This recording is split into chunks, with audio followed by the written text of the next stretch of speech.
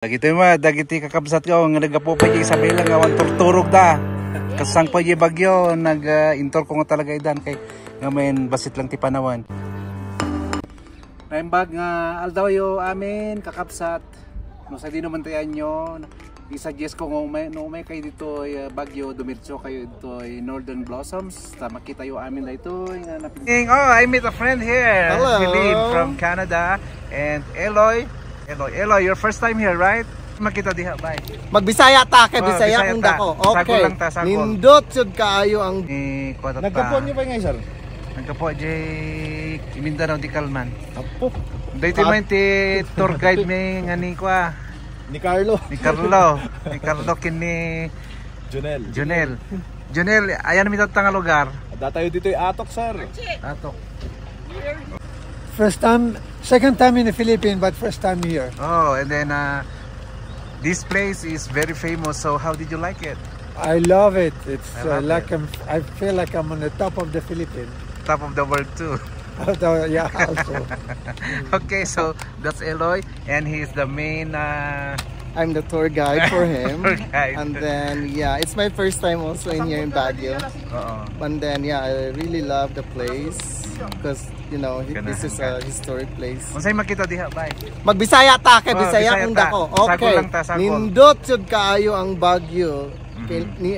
Ari gyud ninyo ang kaninga kuan nga Lugar. place nga Mount Olis. 7,900 feet Oh. above sea level. It's almost Mount Apo na. Ma-amaze kayo sa ganda ng Mount Olis. So Then with you, that's my nag-honeymoon brother. sila. My brother. And his Bisaya lang tayo. Oh, Bisaya. Dito ako nagtrabaho sa kuan sa Baguio. Sa Almost una. 2 years 2 years na po ako dito pero first time nga nakapunta ako dito dahil sa sobrang laki ang pamasahe. Gandahan na to ato sa Dapat tanaw yan. ng mga Ayusin mo yan. kondire, ang mga scenery. Mahirap kayo mag-ano. Very nice. mag-vlog. So, natin makita yung ano mo sir? Yung ihatag ko sa inyo. So, kani nga lugar mo ingon nga Mount Olis. Mount Olis. Akala ko Mount Utit. Mount Olis. Mount Olis. In the morning, you can see the sea of clouds here in that area. Pinakamaganda yata yung sunrise dito, but you need to leave Baguio at 4 o'clock. So ito yung mga plantation nila, yan o, yan. Anyway, we're gonna start the tour. Mga vloggers na pumupunta dito, anong mga nagpunta, I mean. Oh, ang dami na palang vloggers na nagpunta rito. Sayang, wala akong sticker para ikabit ko din sana. Kita ko dito yung mukha ko, hindi lang sticker. Oh, nice. Ganda ng lugar. Sobrang gutom namin kasi sobrang aga. Halos hindi na yata kami natulog. Di napagod. Ito na lang yung pang ano namin, konsolasyon sa sarili namin. Taho ni Mani, dati strawberry flavor na. Original, tsaka ube. Okay, nagimas. Sag 50 laang nalakaunay. Mount Olis na sa 7,900 feet above sea level. So napakataas nito. Malapit na to sa taas ng Mount Apo. Ayan ang view dito.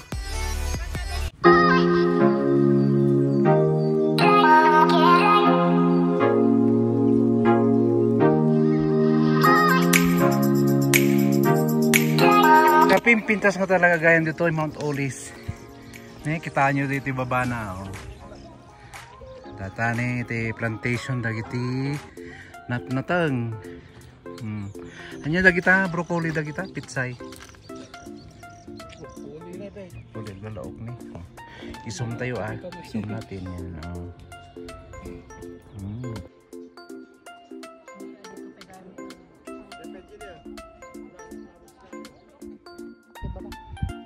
Pintas kaya.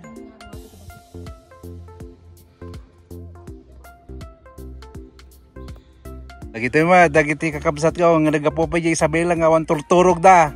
Kasang pa yung bagyo nag-intor ko nga talaga idan kay ngamen basit lang ti panawan. Dito iniman ko nga Jaime nya manaw nagusto mo dito ay. Inagang perme na sakit ti gurgurong ka. Bayam lot ta tanong exercise ba ininat. Tanon mo ilakad-lakad din nga tugtugo kag malmalam. Marigman na kiti rayuman. May napintas gayam pa po. Di bagyo. Paano maumumang agpas-pasyal dito yun? Amo mo gamit tagsarita ti kasta tito Ang no. talaga ta nabayag nakmo dito pimang nga nag-eskwela ko. Aya. Tuwan. Jak amo mo tagsaote kasta. Ay nalakalaong kat na tinon. Okay. Kanya mga pinagkitan dito ay napanan tayo nagpasyaran. Nag-enjoy ako oray na sakit isa ka nga pagpag na. Pareho kayo mo reklamo, api reklamo ti saksakay ti magbagayo. Enjoy kay latta. Wan, medyo makisama mo at basit isa ka. Galit. Yan. Narinig natin ang hinaing ng mga tumatanda. Kaya dapat kung bata-bata pa lakwat sa ngamin no nag 60 ka ayan tinanggagyaw.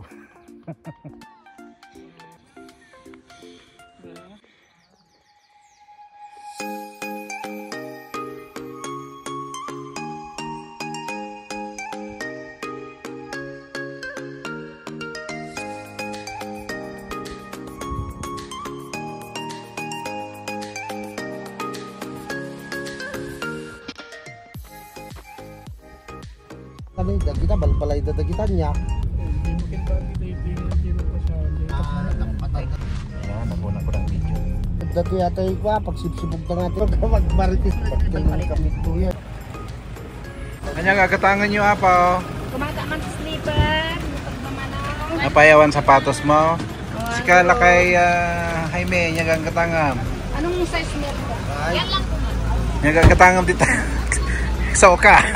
Ito parte ng tour namin ay tinatawag na highest point kung saan marami ding mabibiling souvenir dito tapos overlooking the mountains around this area. Andito rin yung mga magagandang tanim na succulent. Yan o. Pero ang mamahal din kahit ganyan. Pero talagang maganda. Kung mahilig kayo sa halaman, punta kayo dito at kayo ay mamimili. Yun ang advice ko sa inyong lahat. Flower farm.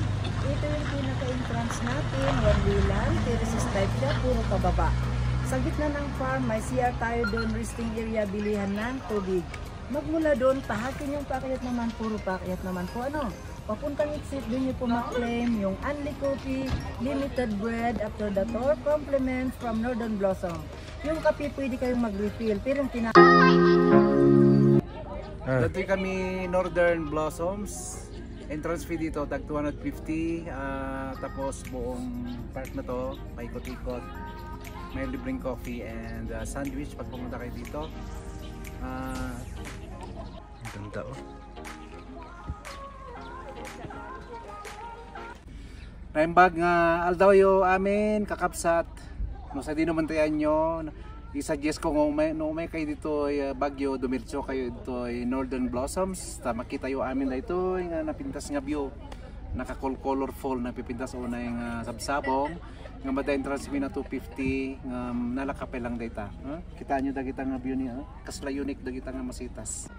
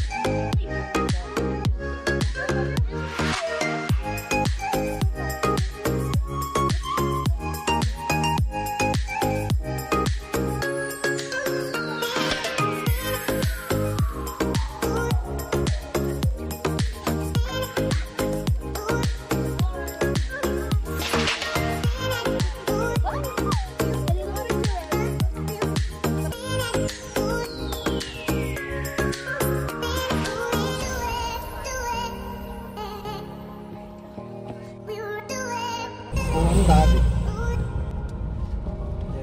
Kagawat nga ron yun.